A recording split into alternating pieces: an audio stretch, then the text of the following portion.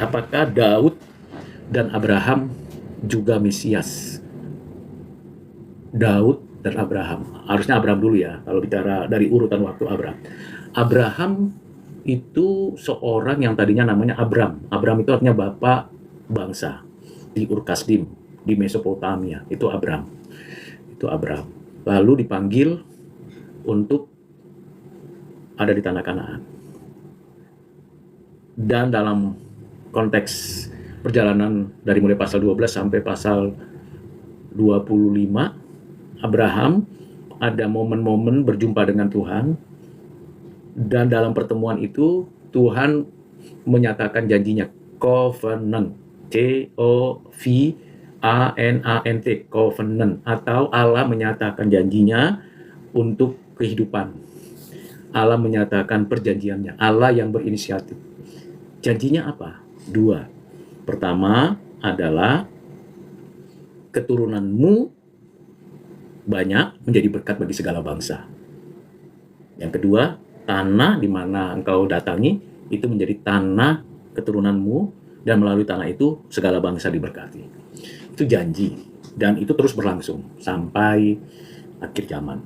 Persoalannya, apakah tanggung jawab dari keturunannya Abraham itu sudah dilakukan? Sudah utuh? Ada keturunan Abraham yang sudah melakukannya, Ishak, Yakub, dan dari 12 Israel itu, 12 anak Israel itu ada keturunannya juga, sampai kepada satu pribadi namanya Yesus Kristus, dari garis keturunan Abraham dan Daud. Yesus inilah yang di dalam perjanjian lama, dari mulai Kejadian sampai dengan Maleaki, dan sampai dalam apa yang dinyatakan dalam Matius, Markus, Lukas, inilah yang disebut, yang dipanggil, yang dinyatakan sebagai Mesias. Jadi Abraham apakah Mesias? Jawabannya tidak. Karena Mesias itu artinya yang diurapi. Jadi satu pribadi punya 3 jabatan yang diurapi. Dalam perjanjian lama, yang mendapat jabatan yang diurapi ada 3. Nabi, imam, raja. Nabi, imam, raja. Andaikan kita menelusuri dengan baik dan dengan teliti, memang ada yang mengkonklusikan bahwa Abraham adalah nabi. Mengapa? Karena Abraham menyampaikan dan mengajarkan firman Tuhan, dan menerima covenant, dan menyatakan pembuktian kenabiannya. Itu jelas. Itu kenabiannya Abraham ada. Berkaitan dengan covenant, berkaitan dengan kesetiaannya, berkaitan dengan tanda keajaiban yang Tuhan nyatakan melalui Abraham. Apa itu? Dia punya anak di akhir masa tuanya. Apa itu? Bagaimana ia melihat, menyaksikan sendiri Ishak yang dikorbankan diganti dengan satu domba yang menjadi pengganti Ishak dikorbankan. Nah, ini hal-hal yang dialami oleh Abraham. Tetapi juga kalau kita lihat, telusuri, ketika Abraham di tanah Kanaan, mulai di sana, di Sikem sampai kepada wilayah sekitarnya, orang mengenalnya sebagai raja. Mengapa sebagai raja? Karena dia punya pengikut yang banyak. Diperkirakan dia punya pengikut yang setia itu sekitar 300 orang diperkirakan.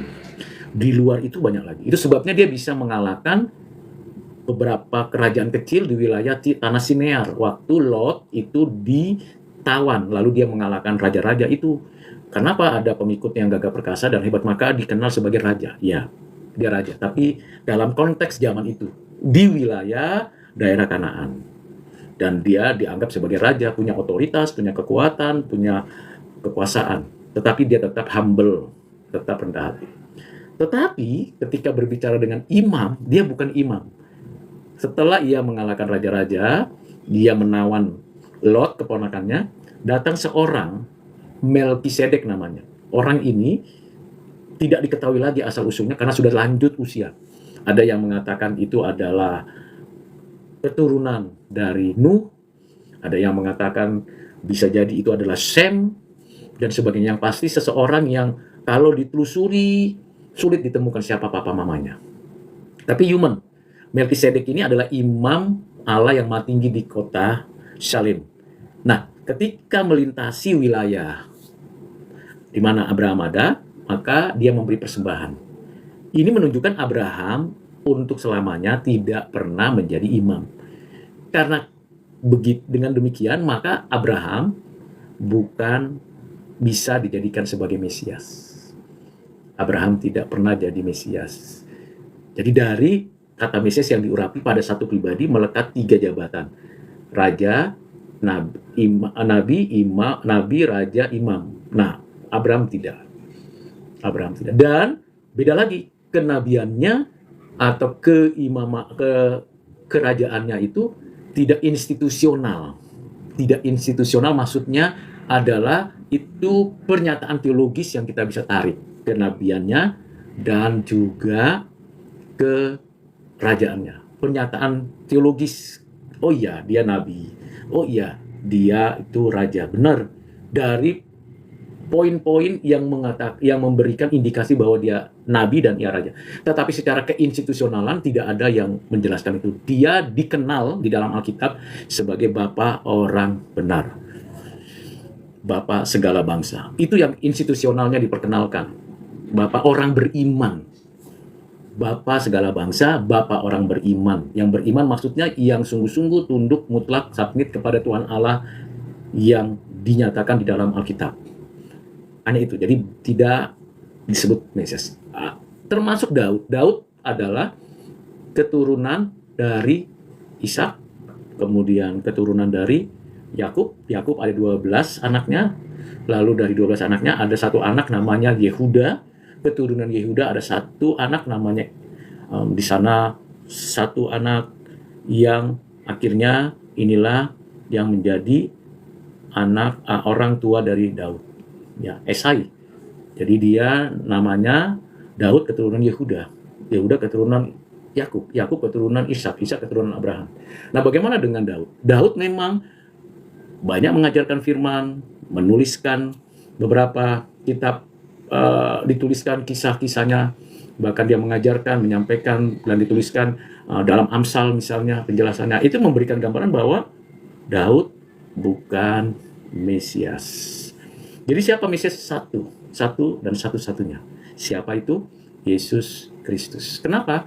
Karena pribadi Yesus pada dirinya, dia nabi di atas segala nabi, dengan pengajarannya, dengan kehidupannya, dengan kesaksiannya, dengan pelayanannya, dengan tanda dan mujizat yang dilakukan. Dia nabi di atas segala nabi, dan semua nabi merujuk kepada kekaryaannya, semua rasul merujuk kepada apa yang dilakukannya, dan dia nabi di atas segala nabi, dan tidak ada lagi nabi yang lebih besar, lebih tinggi, lebih hebat daripada pribadi Yesus Kristus.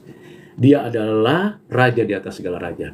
Dia memberikan keadilan, menyatakan keadilan, menegaskan keadilan, dan dia mengerjakan semua dengan keteraturan, keindahan, kebaikan. Dia mensejahterakan dan memberikan hidup dan kehidupan.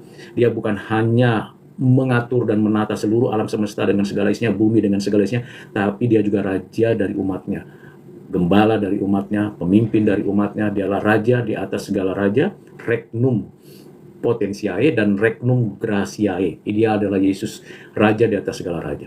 Semua kerajaan tunduk kepada kerajaan Allah, dan kerajaannya kekal tidak berubah. Inilah Yesus, raja di atas segala raja. Yang ketiga adalah keimamannya.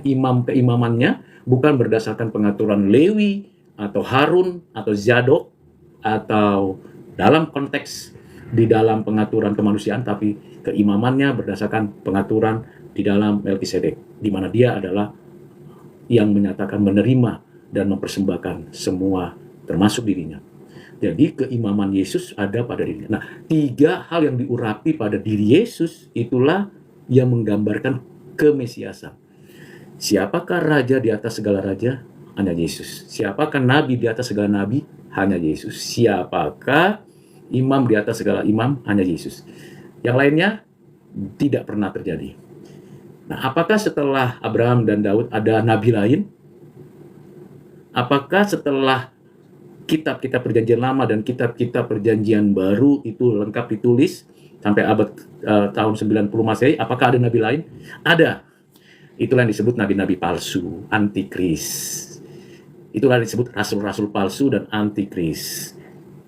Dan pastilah mereka bukan bagian dari penggembalaan Tuhan Yesus.